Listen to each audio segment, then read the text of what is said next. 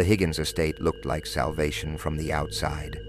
Children arrived at its wrought iron gates with threadbare clothes and empty stomachs, promised safety under the roof of one of the wealthiest families in the county.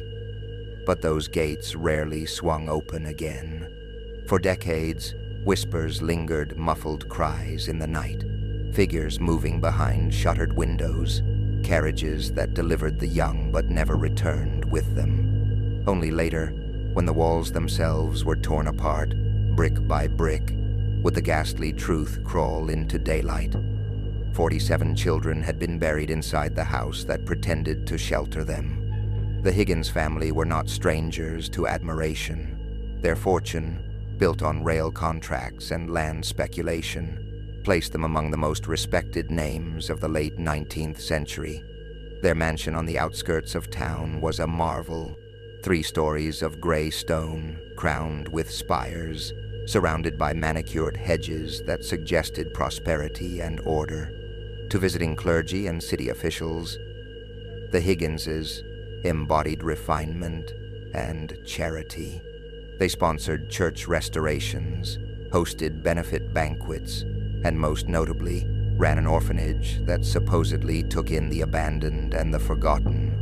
But beneath the polished veneer lay contradictions too sharp to ignore. Neighbors spoke of wagons arriving at odd hours, of children pressed against the glass in silence, their faces pale and wide-eyed. Servants whispered about sealed corridors, of chores assigned near locked doors, where an unnatural stench seeped through the cracks.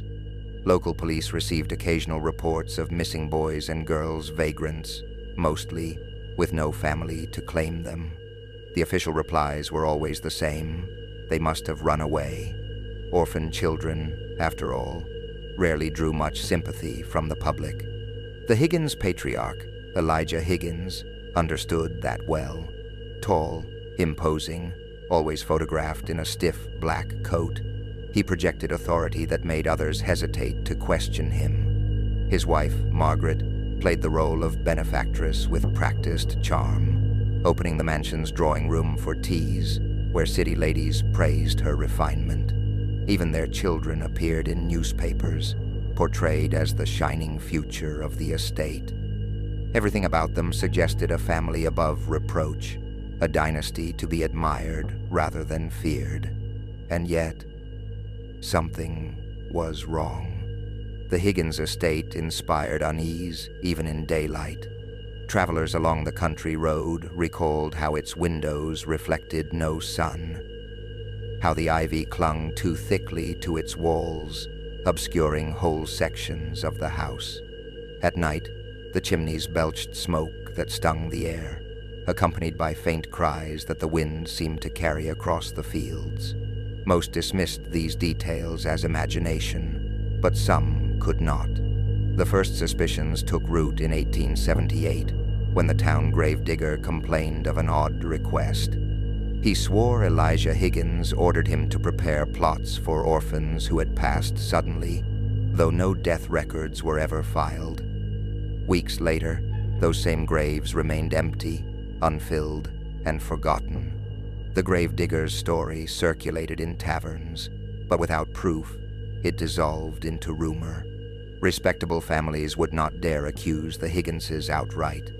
Years passed, and the missing children multiplied. A boy of 8 vanished after attending Sunday school. 2 sisters disappeared while selling flowers near the courthouse.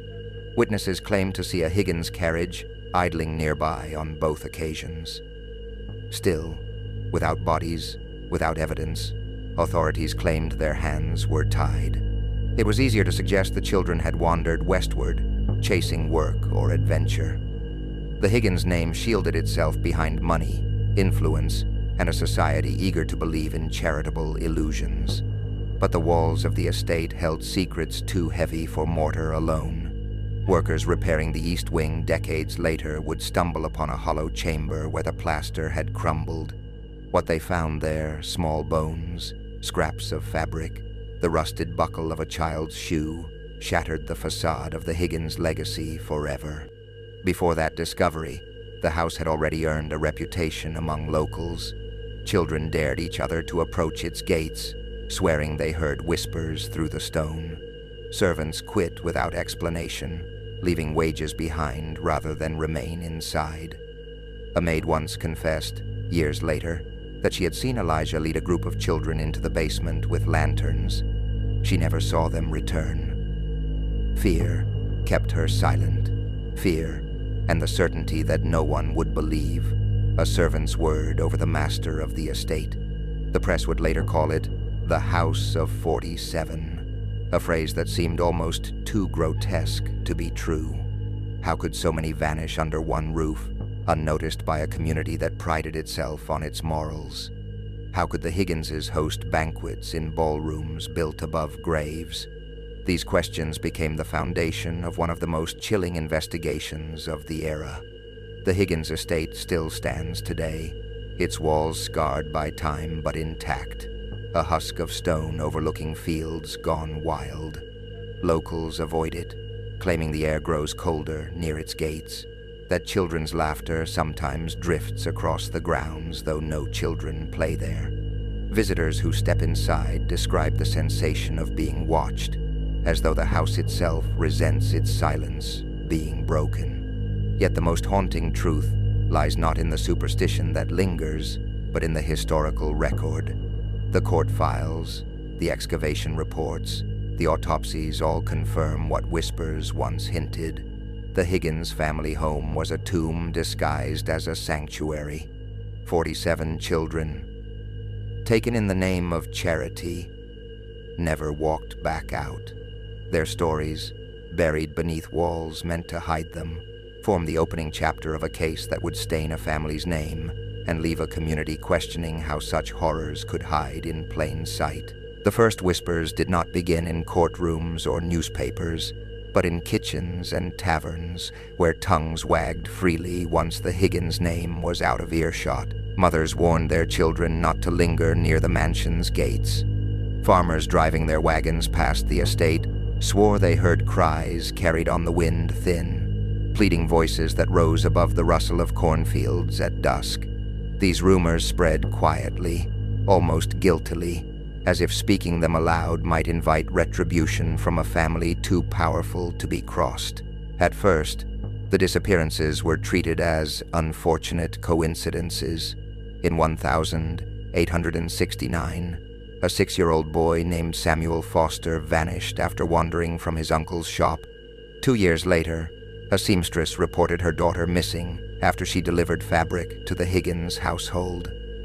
Each case was noted in the sheriff's logbook, but dismissed as likely runaways. Children without stable families were easy to forget, and their absence stirred only momentary concern before being swallowed by the next day's chores.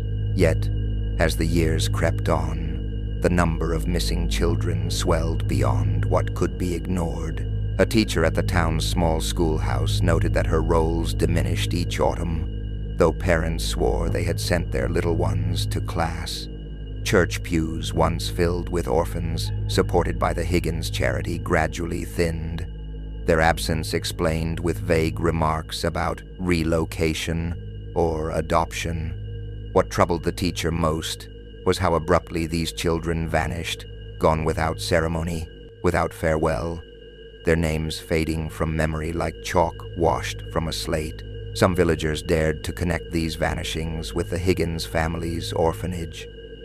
Officially, the mansion's west wing was dedicated to housing the least fortunate, as Elijah Higgins phrased it. A brass plaque outside read, "Sanctuary of Mercy."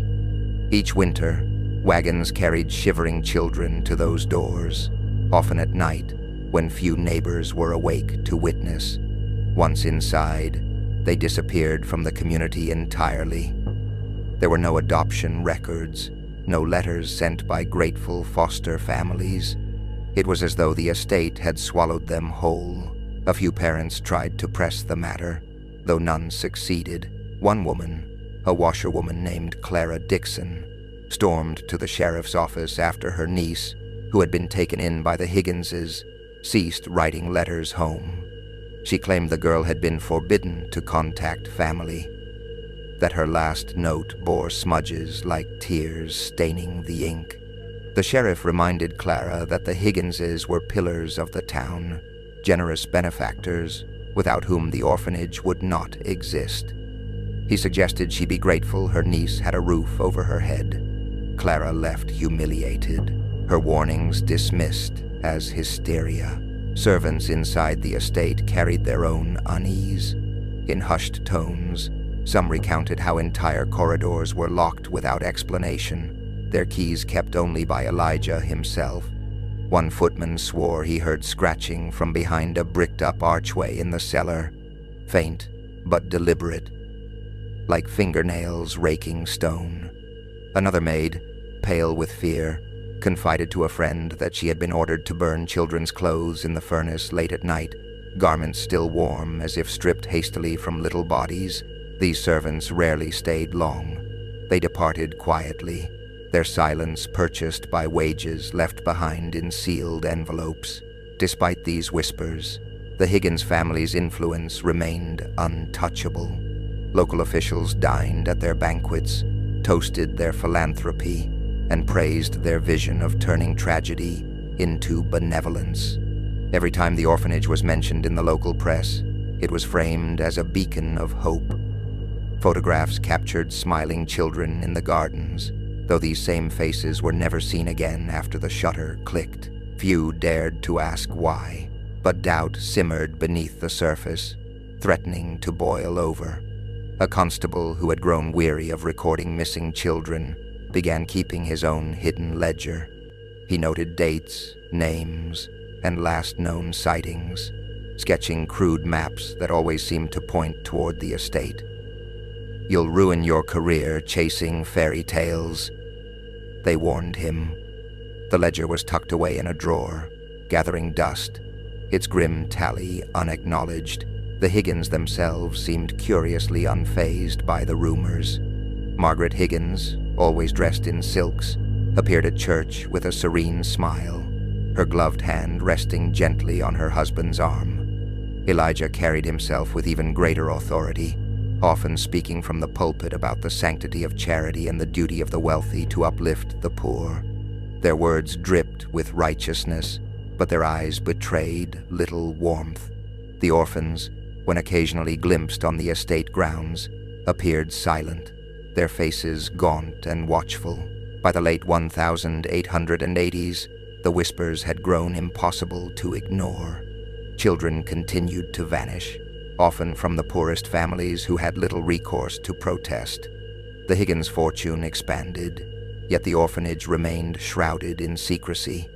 Its windows stayed shuttered even on warm days, its gardens tended not by children but by hired men. Still, polite society clung to its illusions. It was easier to believe the Higginses were saviors than to confront the possibility that their estate was built on suffering. Those who lived closest to the mansion knew otherwise. They heard the midnight carriages, the hollow thud of earth being moved, the low hum of voices reciting prayers that did not sound like any scripture. They saw smoke rising thick and black from the chimneys, acrid with the smell of burning cloth. They told these stories only in confidence, always glancing over their shoulders, as if the very walls of the estate could overhear and punish them for speaking. The Higgins estate had become more than a house. It was a living myth, a warning cloaked in stone. By day, it stood as a fortress of charity. By night, it pulsed with menace. And as the whispers grew louder, the townsfolk began to wonder how many children had truly crossed its threshold, and how many had ever left. The Higgins estate stretched across rolling acres like a kingdom unto itself, a fortress of wealth walled off from the community it claimed to serve. Its stone perimeter rose high, topped with iron spikes that glistened darkly in the rain. To passers-by, the estate was a marvel gardens manicured into precise geometry, fountains carved from marble, a long gravel drive leading up to a mansion whose roof bristled with gables and chimneys. But for investigators who would later walk its halls, those manicured grounds hid more than beauty. They concealed the first signs of a house designed to keep secrets buried. The mansion itself loomed over the land, 3 stories of Gothic gray stone imported from quarries miles away. Its windows, narrow and high, reflected no light, and many had been nailed shut from within. The front doors, heavy oak reinforced with wrought iron, opened into a grand hall where chandeliers of crystal hung like frozen rain. The air inside carried a damp chill, even in summer, and the scent of coal smoke seemed woven into the walls. Visitors spoke of the uncanny silence that pressed upon them once the doors closed behind an oppressive hush, broken only by the distant ticking of a clock deep within the house. It was in the lesser rooms, far from the glittering dining hall and drawing rooms, that the true nature of the Higgins estate revealed itself. Investigators noted corridors that led to bricked-over arches, staircases that stopped against solid walls, and cellars expanded far beyond what the original blueprints allowed. One officer described the basement as a labyrinth of stone, every corner darker than the last, with passages that twist and fold back on themselves like a house unwilling to reveal its shape. Within those cold chambers, strange markings were carved into beams, initials, crude drawings, desperate scratches that spoke not of construction but of confinement. Servants who once worked the estate later testified about the West Wing, the section officially designated as the orphanage. Few outside eyes were ever allowed there. The windows were shuttered tight, draped with heavy curtains even in daylight. Food was delivered by dumbwaiter, sparing the need for servants to interact with the children within. Doors were double-bolted from the outside, their locks gleaming with polish. One maid admitted she never once saw a child come down the grand staircase.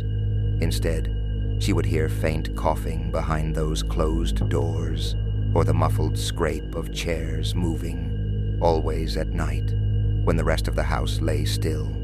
Beyond the mansion stretched the estate's outer buildings, guest houses, a carriage house, stables, and a chapel.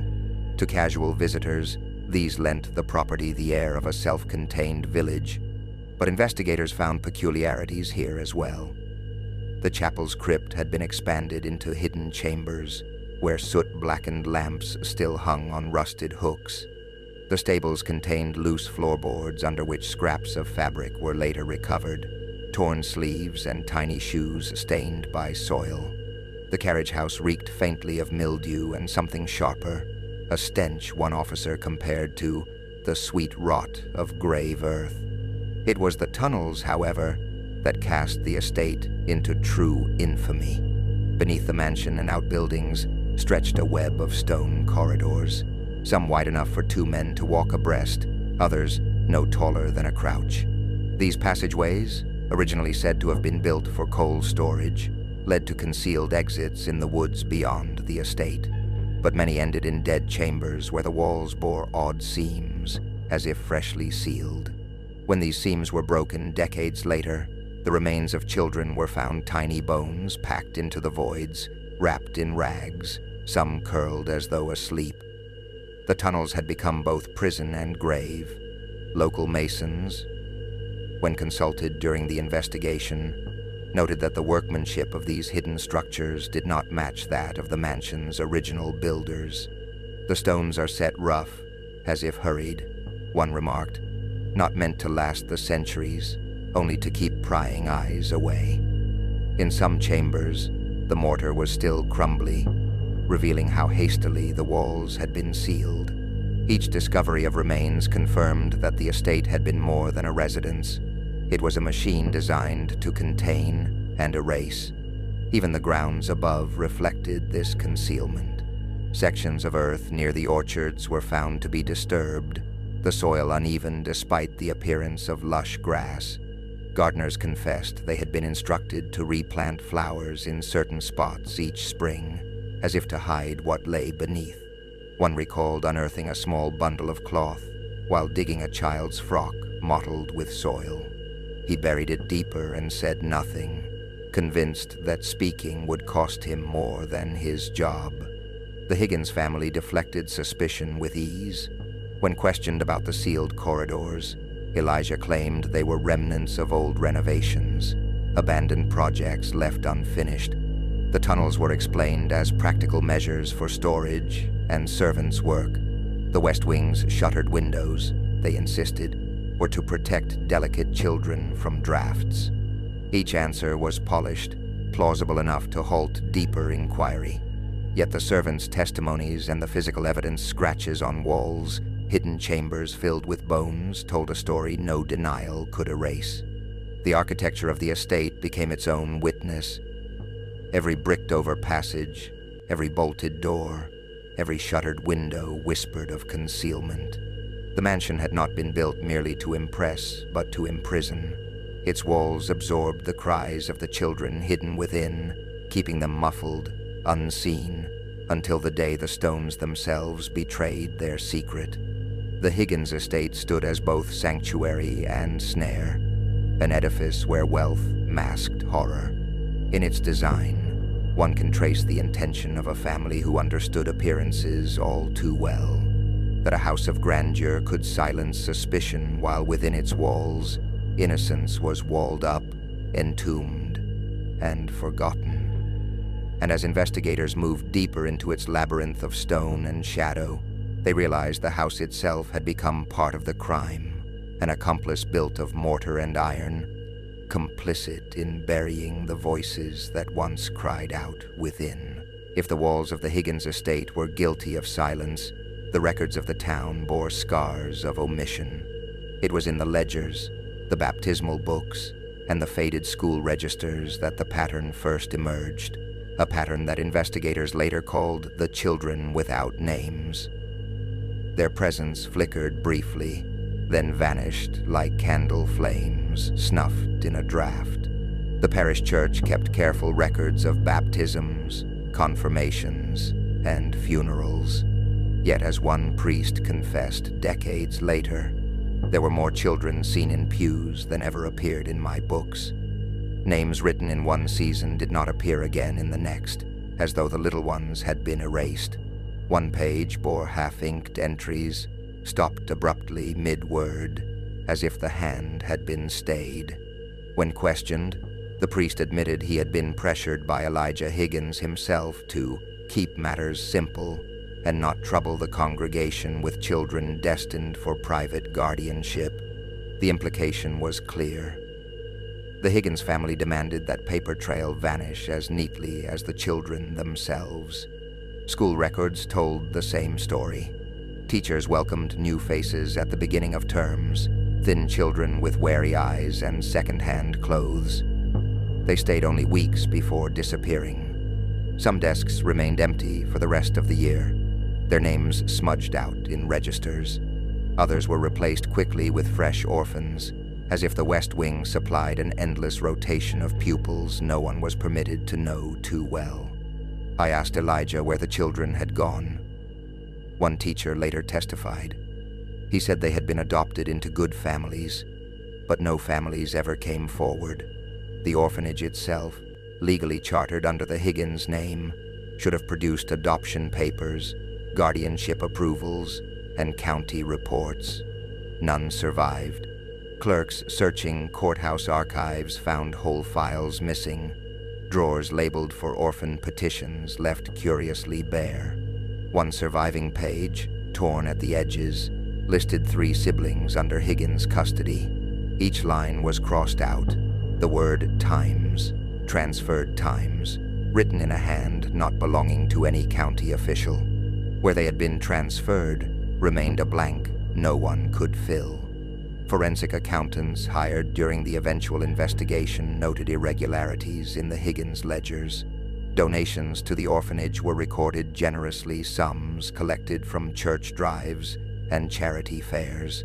Yet the corresponding expenses for food, clothing, or medical care were conspicuously thin. For every $10 given, only 2 could be traced to supplies. The remainder was swallowed into the broader Higgins accounts, disguised among entries for coal and household renovations. The children existed as numbers briefly, then disappeared into columns of ink, Worse still were the journals kept by townsfolk who dared to notice. A midwife, now remembered only as Mrs. Callahan, wrote in her diary of delivering 3 infants to the estate. Abandoned at her door by desperate mothers. She described the Higgins matron receiving them without affection, weighing each child as if appraising livestock. When Mrs. Callahan attempted to visit weeks later, she was turned away at the gates. The infants' names never appeared in any baptismal record, nor in any graveyard stone. The midwife underlined her own final note in trembling script. Not even a death to mark them, asterisk. These gaps in the record were not accidental. They revealed a methodical system, a design as deliberate as the estate's sealed corridors. By stripping the children of paper identities, the Higgins family ensured their silence extended beyond life. Without a name in a book, without a certificate in an archive, the child could be claimed by no one. Their disappearance raised no legal alarm. They had become what investigators grimly called ghost entries, souls present for a moment in ink, then erased at the stroke of a pen. The community, too, bore blame for this silence.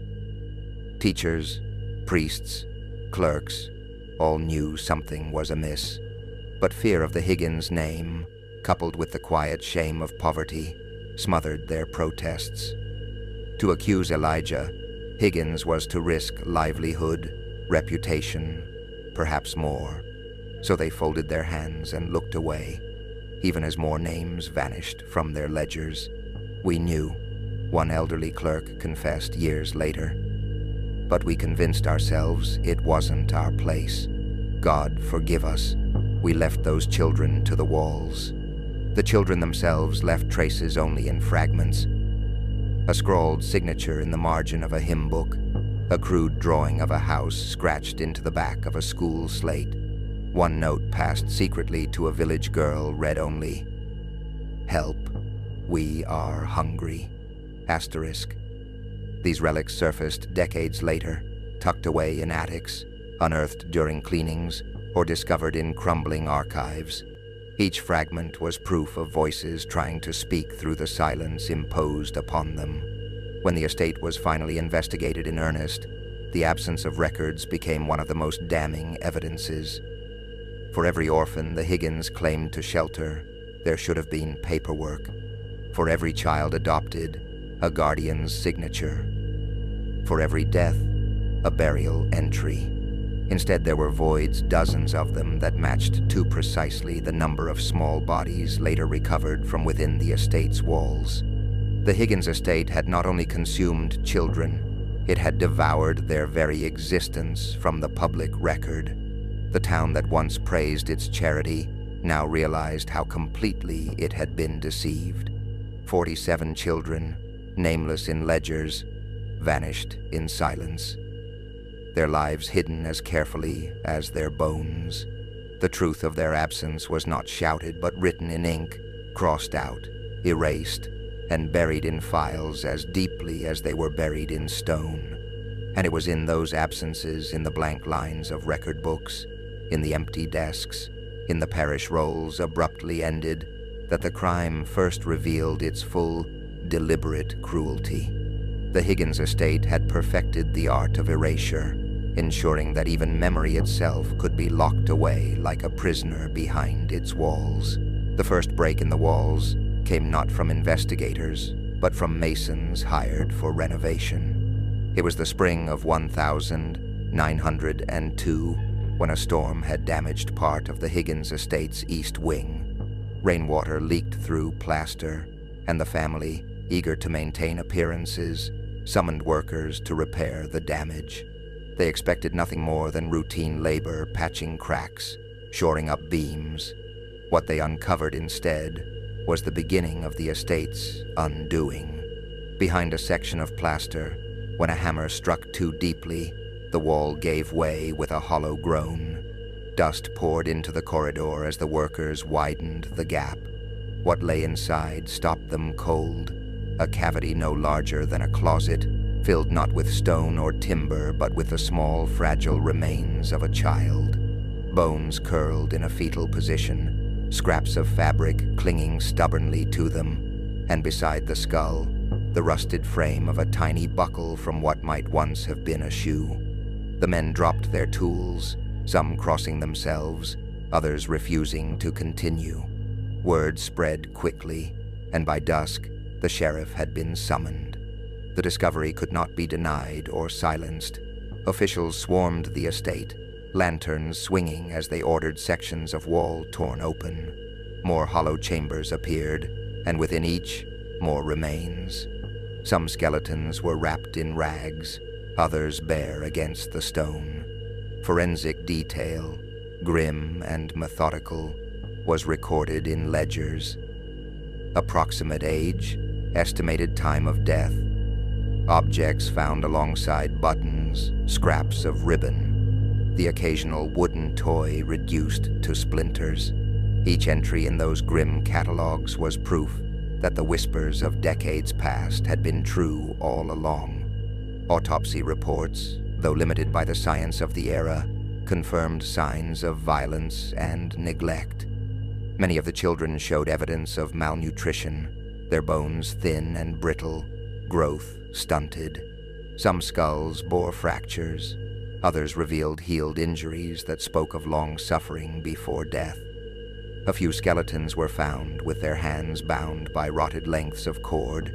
These details, preserved in clinical handwriting, stripped the case of superstition and gossip. The Higgins estate was not merely haunted by rumor. It was a charnel house built brick by brick with cruelty. The town erupted. Newspapers carried the story under headlines that shrieked of horror. Children found in mansion walls times and times, House of Mercy revealed as tomb. Asterisk reporters flooded into the county, sketching lurid drawings of the estate, their pens dripping with Gothic exaggeration. Yet the reality they described required no embellishment. 47 bodies, eventually tallied, were drawn from walls, cellars, and concealed cavities. Some chambers contained more than one skeleton, piled together as though discarded. Others were solitary burials, carefully tucked away as if someone had tried to mimic tenderness in the act of concealment. The Higgins family, confronted with the mounting evidence, offered frantic denials. Elijah, now frail and gray, declared the remains must predate his ownership of the house. He claimed the mansion's foundations stretched back to earlier settlers, that the dead children were victims of epidemics long forgotten. His wife, Margaret, clutched her rosary in public, insisting they had cared for every orphan entrusted to them. Their children, grown and scattered, distanced themselves quickly, feigning ignorance. But no amount of denial could account for the clothing scraps recognized by townsfolk, or the toys identified as belonging to missing little ones whose faces had once appeared on posters. Forensic investigators drew connections impossible to refute. One skeleton was found with a distinctive copper locket, identical to the one described by the mother of a girl who had vanished at age 7. Another still bore a strand of ribbon dyed in a rare shade of crimson, matching fabric bought years earlier from the town's only seamstress. The evidence was not abstract, it was tangible, traceable, heartbreaking proof. Families who had long been told their children had run away now stood weeping at the gates, realizing their little ones had never left the Higgins estate alive. The excavation of the house became a spectacle. Crowds gathered outside the stone walls, waiting for each new report. Ministers held vigils by torchlight, reading psalms as if to cleanse the air itself. Women placed black ribbons on their doors. Children, forbidden by parents from approaching, nonetheless whispered to one another in terrified fascination. The estate, once the pride of the county, was now a stage for public mourning. Inside, investigators pressed deeper, tearing open brick after brick, uncovering the extent of the concealment. One room beneath the chapel revealed 6 small skeletons arranged in a row, as if laid side by side with deliberate precision. Another chamber hidden behind the nursery fireplace yielded 3 more, their tiny bones mingled with ashes, suggesting the fire had been used to mask the odor of decay. Each discovery painted the same picture. Death was not accidental here. It was patterned, repeated, and hidden with chilling deliberation. The sheriff, once reluctant to act against the powerful family, now stood grimly at the center of the storm.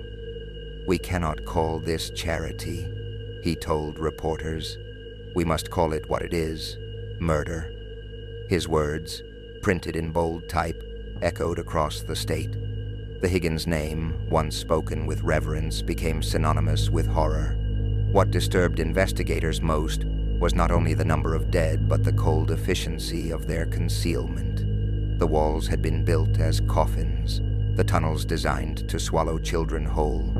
This was no single crime of passion, no tragic accident. It was a system, a method woven into the very stones of the estate. And with each chamber opened, the scale of that system grew more undeniable. The Higgins estate had given up its first terrible secret. The walls meant to shield the family's reputation had instead betrayed them, cracking open to reveal 47 silenced voices. The discovery marked a turning point. What had once been rumor became fact. What had once been suspicion became evidence. The estate itself had testified, and its testimony was damning. The Higgins family's denial began the moment the first bones were pulled from the east wing wall. Elijah Higgins, once the towering patriarch of the estate, now a man shrunken by age and scandal, insisted the remains belonged to a former generation. He stood on the front steps of his mansion, flanked by his lawyer, his cane trembling in one hand, his voice carrying down to the swarm of reporters gathered at the gates. "We are victims of circumstance," he declared. "Our home has been unjustly profaned by wild speculation. These bones are not ours." His words, heavy with practiced authority, were copied into notebooks and printed in headlines. Yet even as he spoke, more coffins were being lifted from his cellar. Margaret Higgins, draped in black lace, played the role of a devout matron wronged by rumor. She clutched her rosary beads during interviews, her lips quivering with rehearsed sorrow. "We have loved every child entrusted to us," she said.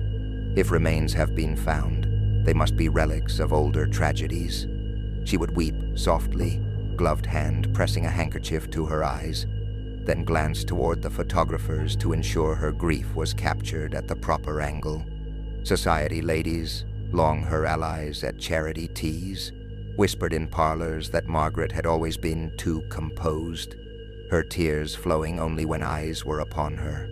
Their lawyer, a polished man named Horace Whitfield, spun the discovery as a conspiracy against wealth.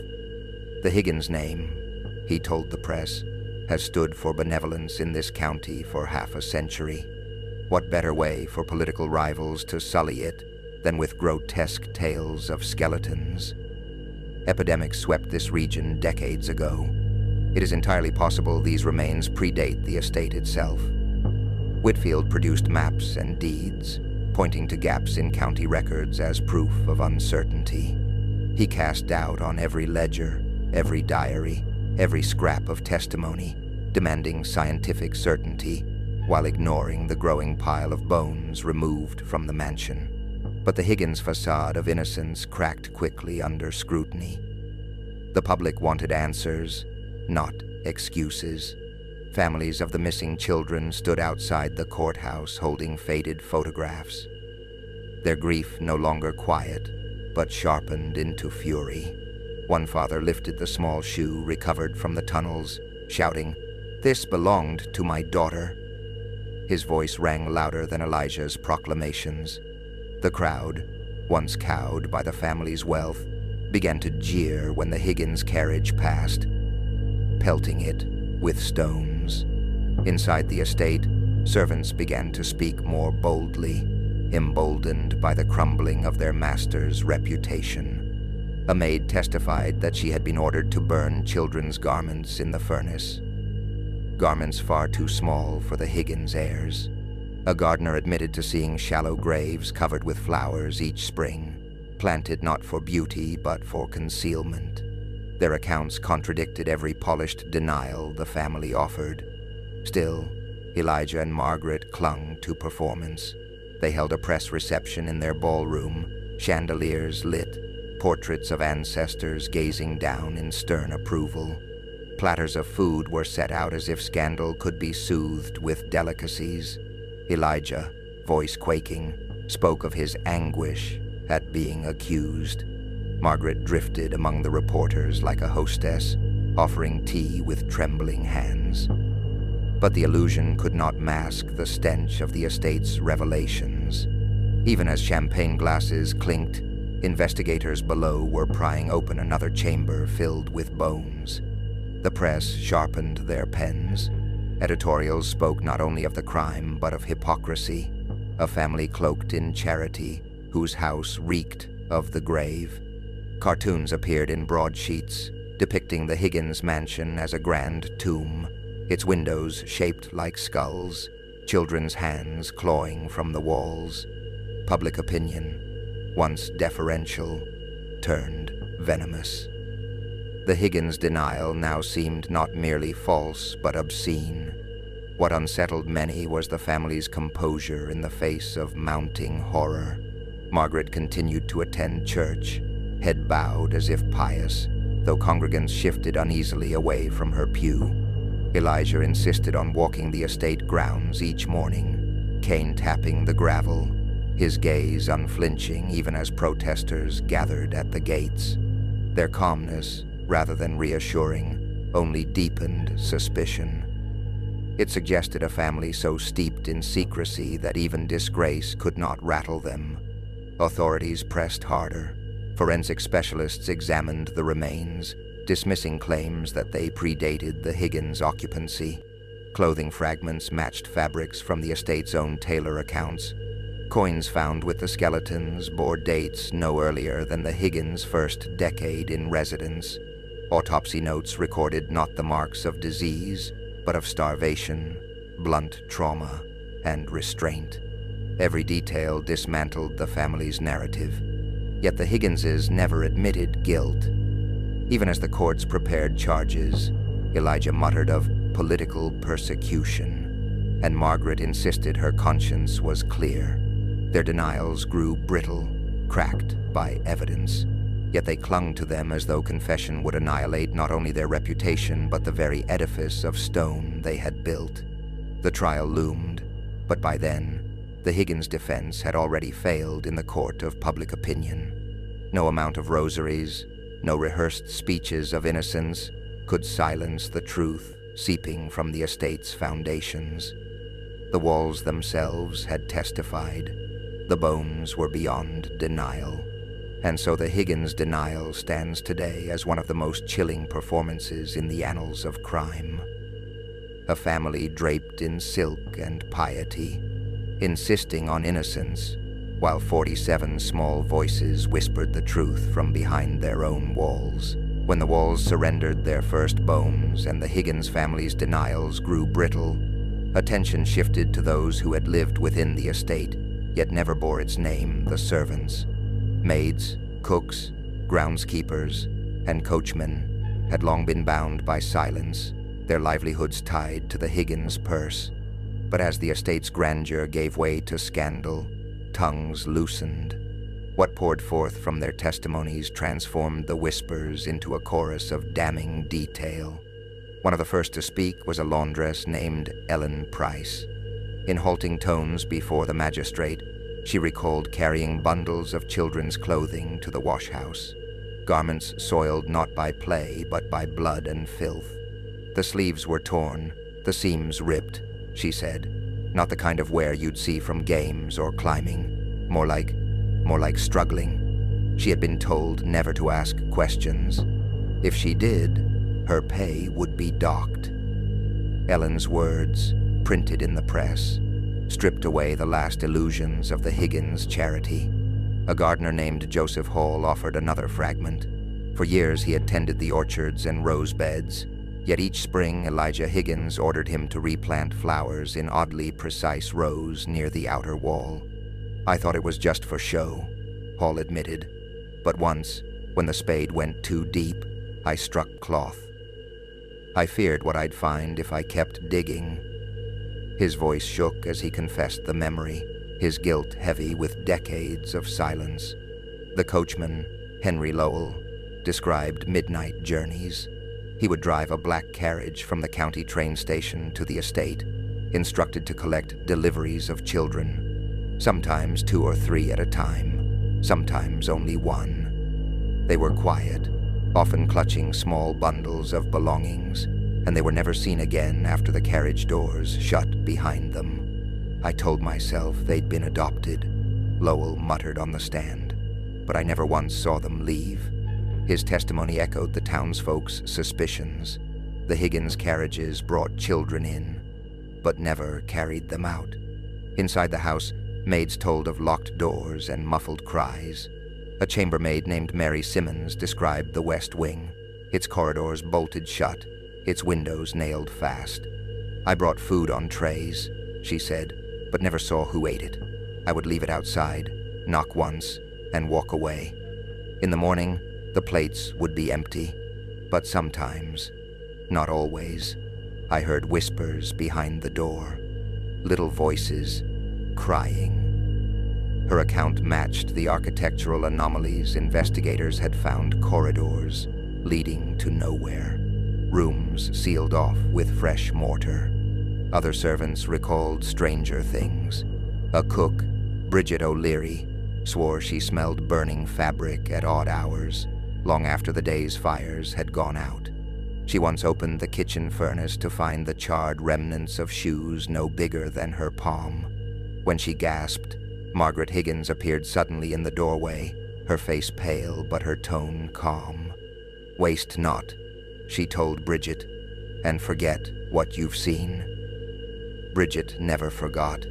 Most chilling of all was the testimony of Thomas Reed, a young footman who had stumbled upon one of the bricked-over chambers before the renovations revealed them. He had been ordered to fetch wine from the cellar but lost his way in the twisting corridors.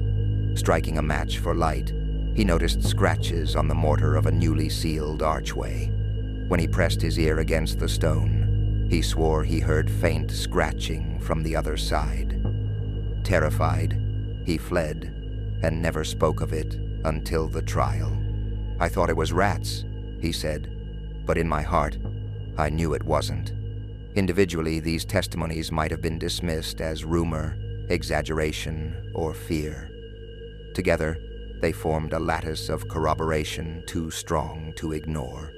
Each servant had seen a piece of the puzzle: the torn garments, the shallow graves, the carriages of orphans, the locked doors, the faint cries.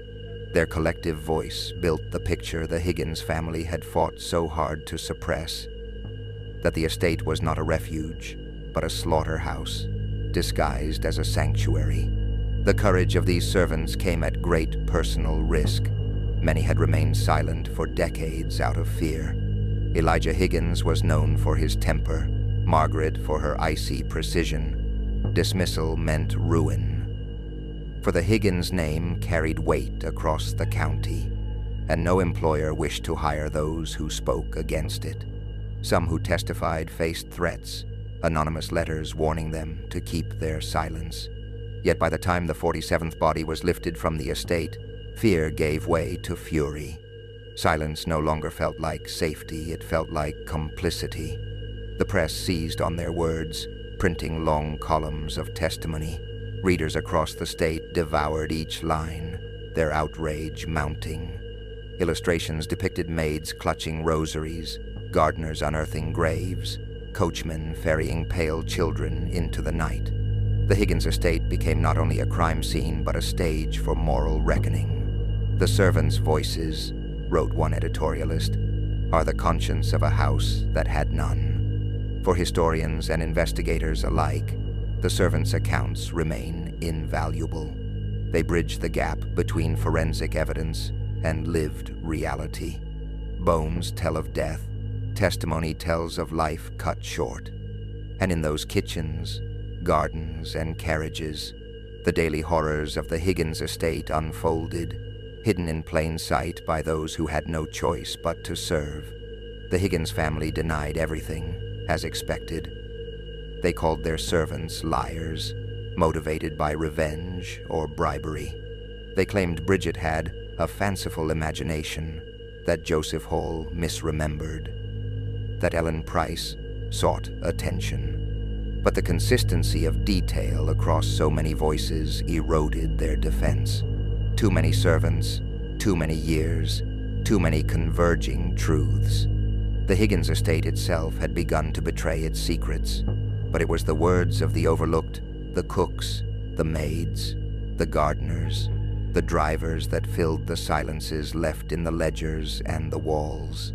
Their testimony gave shape to the suffering once muffled by stone, transforming rumor into evidence, whisper into indictment. And as the trial approached, it became clear. The estate was no longer a fortress of secrecy. It was a house of voices, finally heard, rising from the shadows of service into the light of judgment. When investigators turned from testimonies to the remains themselves, the horror deepened. The autopsy files, though written in the clipped medical language of the early 20th century, read today like pages from a Gothic ledger of cruelty. Each entry catalogued a life cut short. Approximate age, sex, condition of the bones, objects found nearby. Together they formed a grim anatomy of suffering, a forensic counterpoint to the servants' whispered accounts. The county coroner, Dr. Alastair Green, oversaw the examinations. His notes describe bones so fragile they crumbled at touch, ribs bowed from years of malnutrition, tiny teeth ground down by hunger. Many of the skeletons bore signs of stunted growth. Green wrote with uncharacteristic emotion in the margin of one file. This child could not have seen more than 6 winters. Starvation, plain as day. Asterisk. The words, stark and simple, stripped away the Higgins narrative of charity. Patterns emerged across the reports. Several skulls carried fractures, blunt force trauma consistent with repeated blows. A handful of bones bore healed breaks, suggesting the children lived for months or years, with injuries untreated. Some skeletons still carried traces of restraints, rotted cord pressed into bone, iron anklets corroded to green dust. Others were found with fingers curled unnaturally tight, as if clawing at air in their final moments. Each detail painted a picture not of sudden death, but of prolonged torment.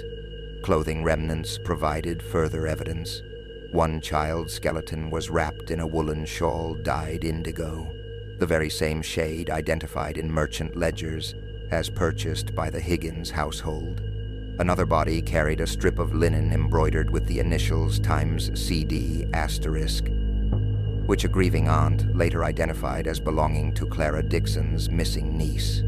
Such fragments transformed anonymous bones into specific, remembered children. Forensic science gave voice to the silenced, one thread and button at a time. The most chilling discoveries came from the group burials. In one chamber beneath the chapel, 6 skeletons were arranged side by side, each no more than 10 years old. Their skulls tilted toward one another as though in final communion. Another chamber revealed 3 children stacked together, arms entwined. Green noted faint scorch marks on the surrounding stone, evidence of fire used not to cremate, but to mask odor. The files described the scent still lingering, decades later, as the chambers were opened. Medical examiners struggled with the scale of the crime. 47 bodies were eventually catalogued, but the exact number may have been higher.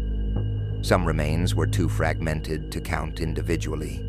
Green's assistants argued over whether certain bones belonged to one child or two. The uncertainty only magnified the enormity of what had occurred.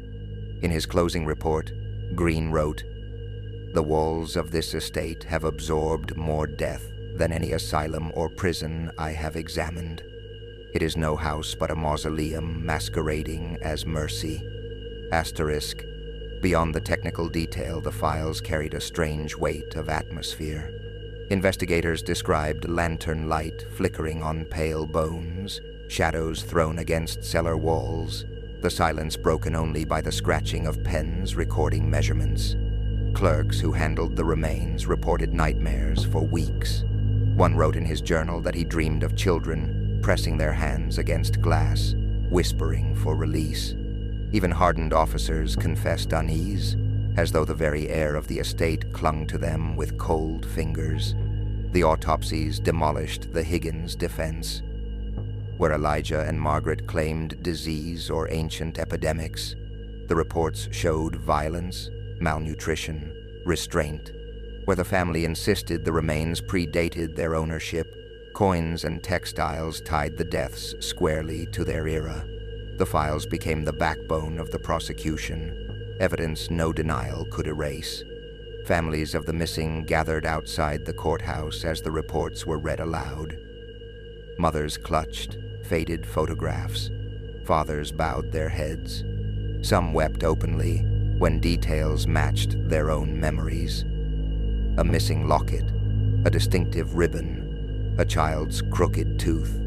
These connections, clinical yet intimate, transformed the case from abstract horror to personal grief. Each autopsy was not merely a number but a confirmation. Yes, this was my child. This is where they ended. Asterisk. The press seized upon the most harrowing details, splashing them across front pages. Drawings depicted skeletal remains discovered in crumbling walls. Headlines screamed of bound wrists and broken bones. Public outrage, already fierce, now erupted into fury. Vigilantes whispered of storming the estate themselves, dragging the Higgins family from their gilded halls. Authorities doubled security around the mansion, fearing retribution. The Higgins name, once gilded, had become a curse. Historians later argued that the autopsy files did more than prove guilt. They revealed the systematic nature of the crime. The repetition of injuries, the calculated concealment, the evidence of both starvation and restraint suggested not random cruelty, but a structured practice. The Higgins estate had operated less as a home than as an apparatus of exploitation and silence. In the words of one prosecutor, every wall was a witness, every brick was a tombstone. Asterisk. Today, those autopsy files remain sealed in the county archives, their pages brittle with age, their ink faded to brown. Scholars who have read them describe a sense of weight, as though handling the documents meant handling grief itself. They are more than medical reports. They are memorials written in anatomy, a final testimony for children denied names in life and denied graves in death.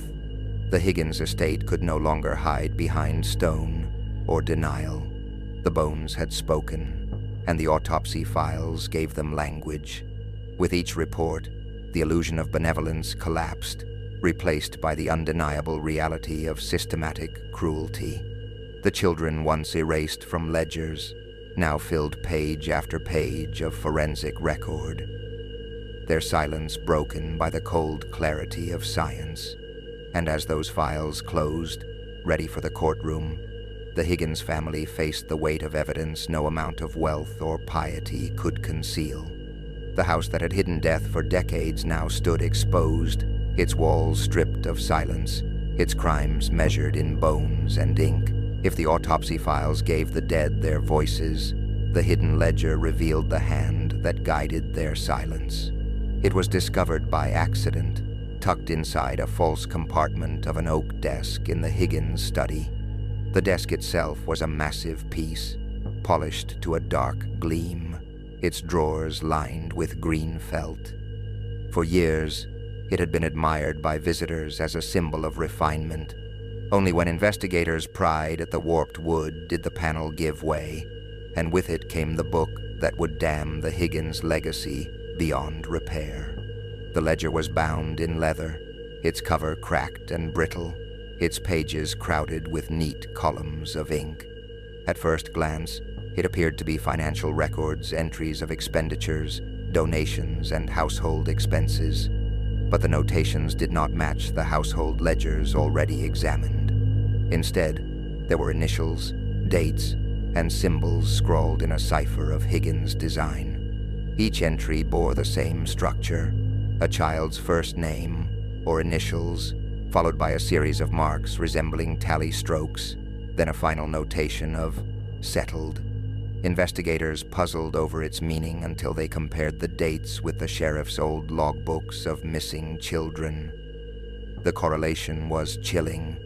Each missing child's name aligned almost precisely with the ledger's entries. The settled notation coincided with the estimated dates of death gleaned from the autopsy reports. This was not a book of charity, as Elijah Higgins might have claimed. It was a record of erasure, the cold account of children taken in and silenced. But the ledger contained more than names. Certain entries bore cryptic symbols: a cross beside some, a circle beside others, and on a few, a crude sketch of a coin. Prosecutors argued these notations signified how each child was disposed of. The cross, they suggested, meant burial beneath the chapel. The circle marked those walled into the mansion itself. The coin, perhaps, indicated those whose deaths carried financial gain insurance payments, stipends diverted from church donations, or simple embezzlement disguised as orphan care. The sums in the margins confirmed this. For each child, a figure was written, sometimes as low as $3, sometimes as high as $20. Cross-referenced with charity records, these numbers matched donations received for their care. In other words, the Higgins family had converted human lives into lines of profit, reducing children to mere entries in an abacus of cruelty. One investigator wrote bitterly in the margin, "They traded souls as easily as coin." The hidden ledger carried further implications. Several entries bore the initials of county officials and local businessmen notations, suggesting bribes or collusion. Some were marked with discreet symbols of approval, as though certain men had signed off on the disappearances. While no direct evidence could prove conspiracy, the appearance of those initials in the Higgins hand was enough to taint reputations and unravel decades of complacency. The ledger did not merely expose the family, it indicted a community that had profited by turning away. In court, the book was presented like a holy relic turned profane. The prosecutor lifted it high before the jury, its cracked leather cover visible to all. He turned the pages slowly, reading aloud the names that appeared in the cipher: SF 1869, settled; CD 1872, settled. Each syllable landed like a tolling bell. Mothers in the gallery sobbed openly as the prosecutor's voice transformed the coded marks back into the children they had lost. The defense attempted to dismiss the ledger as fabrication, claiming it was an old farm log or even a devotional journal. Margaret Higgins, veiled and pale, insisted the marks were merely her husband's private shorthand. Elijah, though weakened by scandal, stood by her side and declared the ledger meaningless, a coincidence conjured by fevered imaginations. But handwriting experts confirmed the script was indeed Elijah's, and the precision of the dates could not be waved away as accident. The press called it the Book of the Dead. Headlines screamed of its discovery, printing sketches of its pages with haunting precision. Readers across the state pored over the lists of names, some recognizing their own vanished kin. The ledger transformed suspicion into undeniable evidence. No longer could the Higginses claim coincidence. Here was proof, inscribed by their own hand, that the disappearances were deliberate, counted, recorded, and profited from. The ledger also bore signs of obsession. Margins were filled with strange scribbles, prayers half-formed, and fragments of scripture twisted into unsettling aphorisms. One page bore the words, "Suffer the little children to come unto me," asterisk, followed by a tally of 5 names. Another page ended with a line scrawled in a darker, more hurried hand. "The walls remember when men forget," asterisk. The phrases blurred the line between accountancy and ritual, as if the act of recording the children's deaths carried a grim satisfaction beyond mere profit. When the jury examined the book, silence gripped the courtroom. Jurors flipped through page after page, their faces growing pale. Some refused to look directly at Elijah as he sat impassive, his cane resting across his knees. Margaret wept into her lace handkerchief, but her tears no longer stirred sympathy. The ledger had spoken louder than any denial. In the aftermath, the book was locked away in the county archives, but its shadow lingered.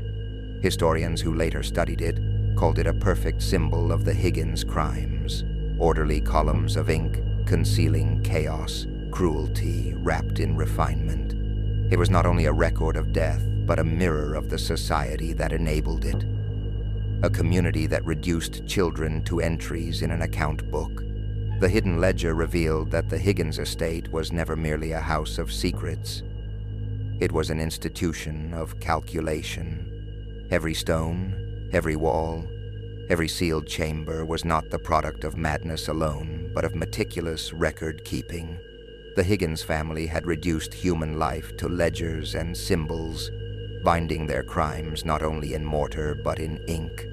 And long after the house crumbled, the book remained, a grim testament to how evil can disguise itself in neat handwriting and careful arithmetic.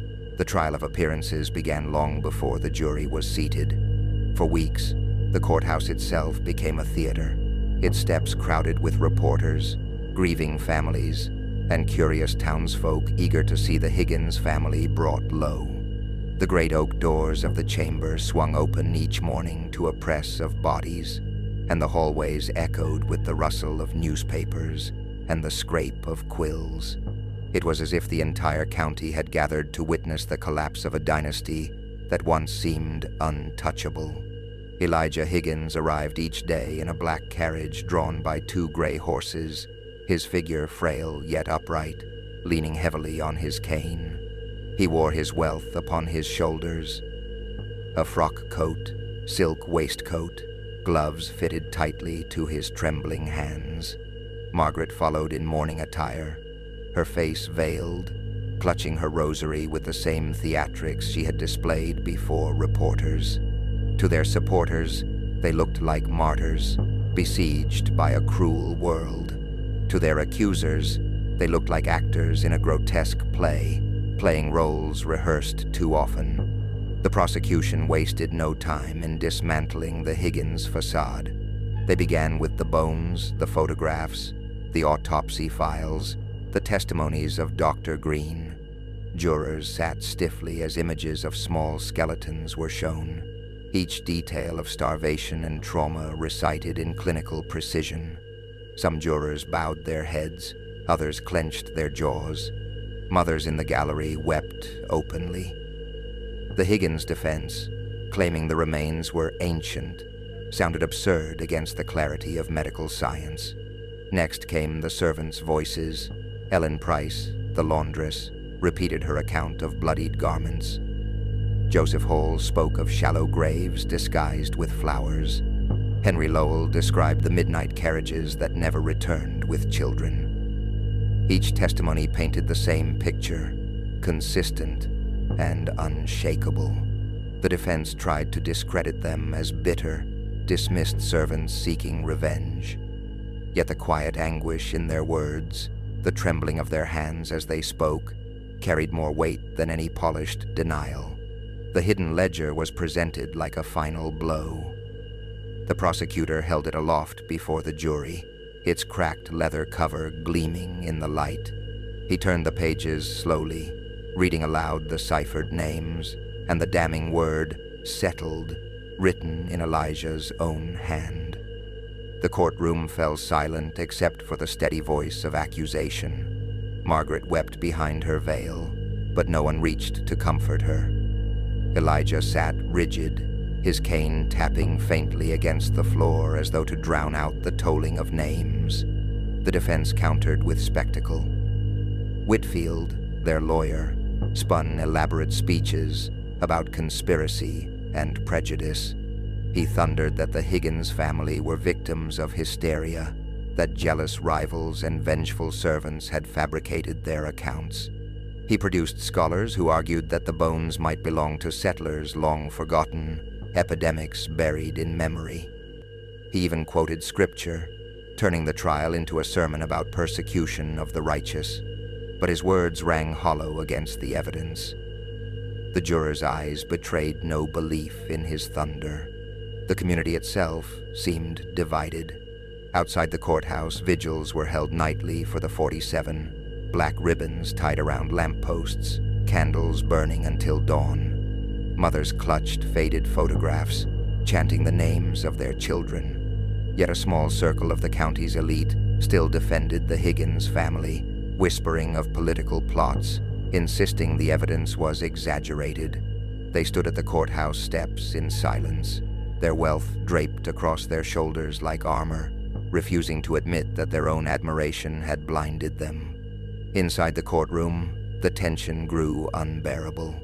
When the prosecutor held up the copper locket recovered from one child's remains and passed it to the jury, the air was thick with grief.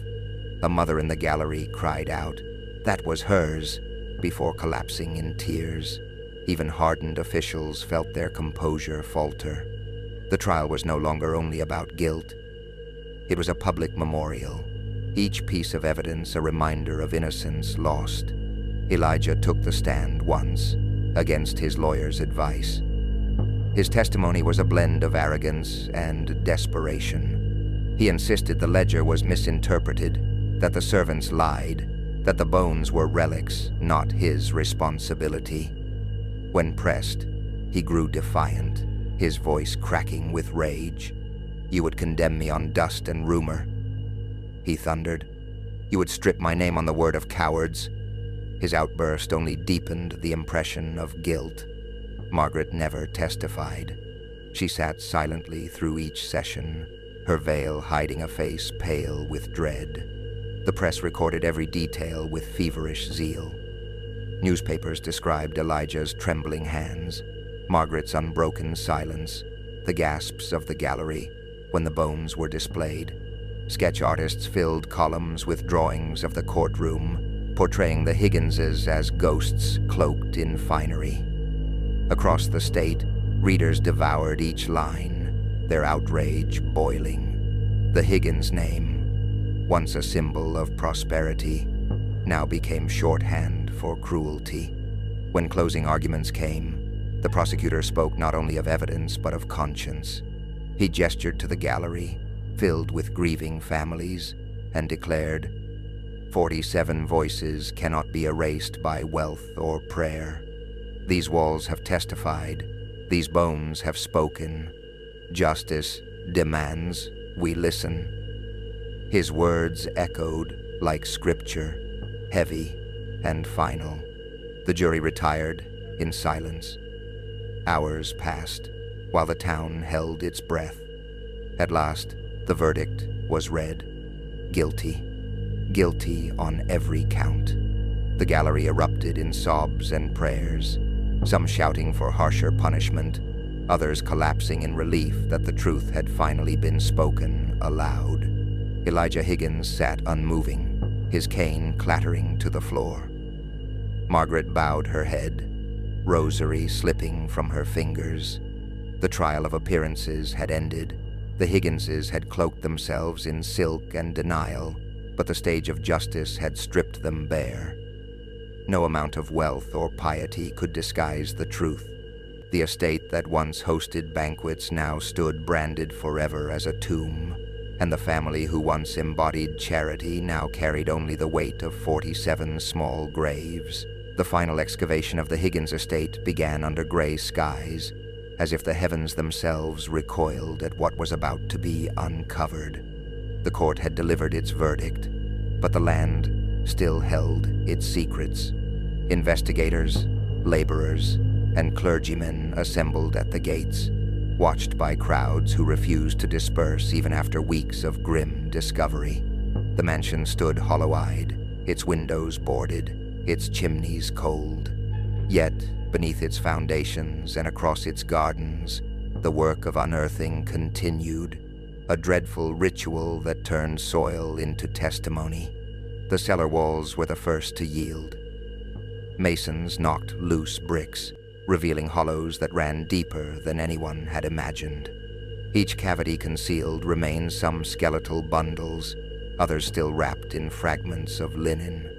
Investigators lifted the small bodies carefully, placing them in coffins lined with black cloth. Each was numbered, catalogued, and recorded in ledgers that had once been used to track livestock. One officer, hardened by years of service, whispered, "This is not excavation, this is resurrection." The chapel proved worse. Beneath the flagstones of its crypt, workers discovered a row of narrow vaults sealed with crude mortar. When broken open, they revealed 6 children laid side by side, their tiny frames positioned with unsettling precision, as though arranged for a ritual rather than burial.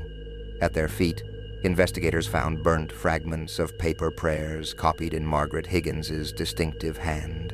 The ink had bled into ash, but one phrase remained legible: "To keep them silent." Asterisk.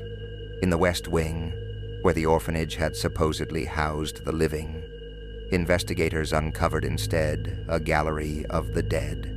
Walls stripped of plaster revealed cavities filled with small skeletons, some clutching objects, a wooden doll, a tin cup, a ribbon faded to gray. One child's skull still bore the trace of a braid, strands of hair miraculously preserved by lime in the mortar. The sight moved even the stern sheriff to tears. He ordered the gallery cleared, declaring, "This house is not a home." The grounds outside carried their own horrors. Near the orchard, where Joseph Hall once planted flowers, the soil gave way to shallow graves. Digging unearthed bones tangled with roots, as though the earth itself had tried to hide them beneath its growth. Dozens of small coffins were lowered into the ground by investigators, each escorted by ministers reading psalms. Families of the missing pressed forward, desperate for any sign, some clutching fragments of cloth or ribbon, as if hoping for recognition. Most would never know which grave held their child. The community gathered daily, standing silent as each coffin was carried out. Mothers fainted at the sight. Fathers wept openly. Children clung to skirts in confusion. A row of black-draped wagons carried the remains from the estate to a temporary morgue. Bells tolled with each departure, their tolls counting not the hours, but the losses. The sound became a rhythm of grief, echoing across the town until even those who had once defended the Higginses fell silent. Inside the estate, investigators pressed deeper still. Beneath the nursery hearth, they discovered a cavity filled with ash and bone fragments, evidence of bodies burned in desperate concealment. Iron restraints were found in the cellar, their rings rusted into stone, suggesting children had been chained before death. Every new discovery dismantled another piece of the Higgins denial. Each brick pried loose, each spade of earth turned, testified louder than the family's carefully rehearsed speeches. The press chronicled every detail, their reports alternating between clinical precision and gothic horror. Illustrations showed investigators lifting tiny skeletons from walls, priests blessing rows of coffins, and Margaret Higgins's pale figure bowed in supposed prayer. The estate, once depicted as a fortress of benevolence, was now etched into public memory as a tomb. Headlines screamed of the 47 and the Graveyard Mansion. Editorials demanded that the Higgins name be struck from history, its wealth redistributed to the families it had destroyed. By the time the final chamber was emptied, the tally had reached 47 confirmed remains. The number carried a dreadful symmetry, each child a ledger entry, each grave a chapter in the estate's dark chronicle. Yet whispers persisted that more lay hidden still, beneath the woods or within tunnels collapsed beyond reach. Some investigators swore the estate would never reveal all it had consumed, that the land itself was complicit in hiding its dead. The final excavation culminated in a mass funeral. Black coffins, small as caskets for dolls, were lined in rows across the churchyard. Clergy from every denomination gathered, joined by townsfolk who once whispered suspicion but now stood in shame. Candles flickered against twilight as names were read aloud where names could be found. For many, there was only the grim label, Time's Unknown Child, ***. Mothers knelt by coffins they prayed belonged to their own. Fathers pressed tokens into the earth. Siblings whispered farewells. The 47 were laid to rest together, united at last in memory if not in life. The Higgins estate stood empty after the excavation, its walls gutted, its halls silent.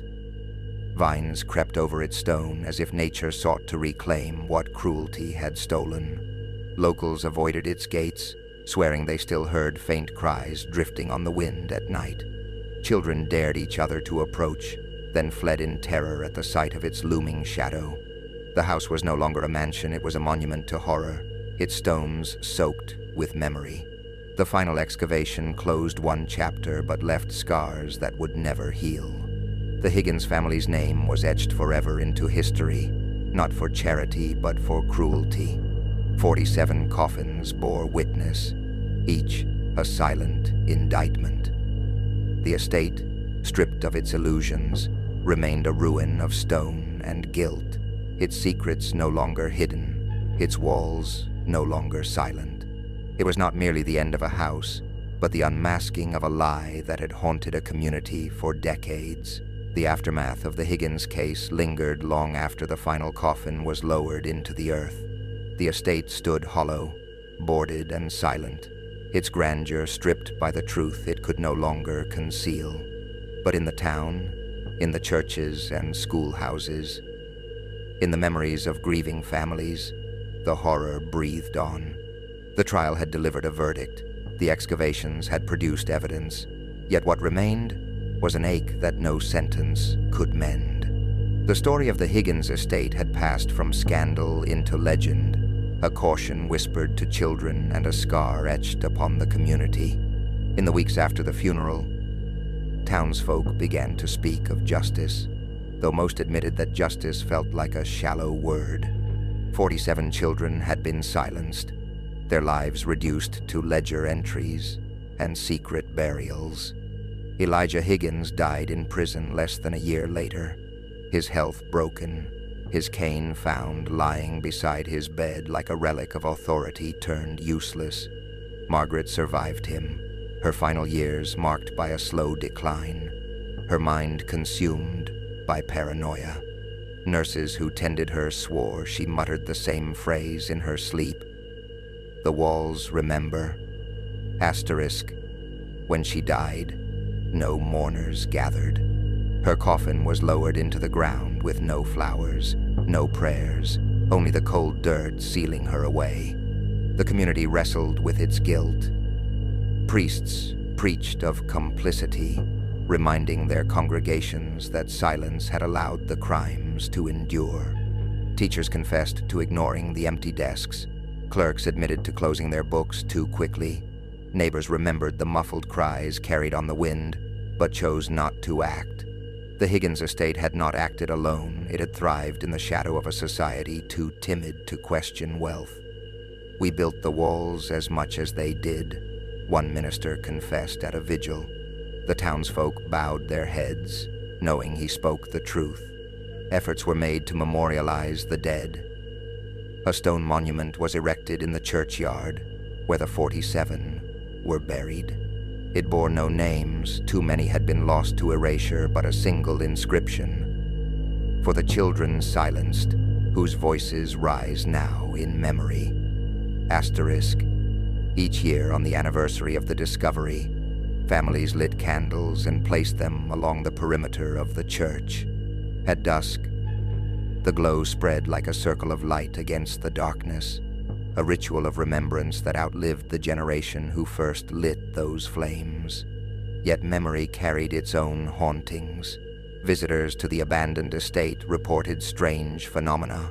Some swore they heard children's laughter drifting through broken windows, followed by sudden silence. Others claimed to see small handprints appear in the dust on boarded doors. A constable who guarded the site one night insisted he heard tapping from within the walls, a faint rhythm like knuckles knocking from the other side. Whether born of grief, guilt, or something more, the house became a place of dread. No family dared purchase it, and the mansion slowly crumbled into ruin, ivy clutching at its stone like skeletal fingers. Historians studied the Higgins case for decades. Some framed it as a tale of corruption, wealth, and power shielding atrocity until the evidence could no longer be denied. Others emphasized the psychology of control, pointing to Elijah's meticulous ledger as proof of obsession, an effort to transform murder into arithmetic. Still others saw it as emblematic of broader societal failure, a reminder that institutions meant to protect the vulnerable could be turned into tools of exploitation. Whatever the interpretation, all agreed the Higgins estate was not merely a crime scene, but a mirror reflecting the darkest corners of human nature. For the families, closure never came. Mothers who buried empty coffins continued to set places at their tables each Christmas. Fathers stood at the edge of the churchyard, hats in hand, staring at the row of graves until dusk. Siblings grew old with the memory of faces that never aged, frozen forever in childhood. The tragedy was not confined to one house. It rippled outward, shaping generations with grief. Children raised in that shadow grew up wary of wealth, suspicious of charity, and haunted by the idea that safety could be a mask for cruelty. The Higgins estate was eventually demolished, its stones carted away, its grounds left fallow. Yet locals insisted the land itself carried a curse. Crops failed when planted too near the old foundations. Travelers reported their horses balking at the gates, refusing to pass. On fog-heavy nights, the outline of the mansion was said to shimmer faintly against the sky, a ghost of stone returning to remind the living of what it once concealed. Whether superstition or truth, the land remained untouched, a scar left open as warning. In time, the story became a legend told in whispers. Parents warned their children, do not wander too close to houses that promise everything. Teachers recounted the tale in hushed tones, not as history but as parable. The Higgins name vanished from polite speech, but the memory of 47 small graves remained unshakable. The estate's legacy endured not through wealth or grandeur, but through absence, the absence of voices, of lives, of futures denied. The final chapter of the Higgins estate is not written in court transcripts or autopsy files, but in memory. It lingers in the toll of bells, in the flicker of candles, in the silence that falls when the story is told aloud. The mansion may be gone, the family long buried, but the walls that once swallowed children whole remain in the imagination of all who remember. And in that silence, heavy and unyielding, the 47 speak, still reminding us that beneath every facade of charity may lie a secret too terrible to ignore, and that forgetting is the most dangerous crime of all.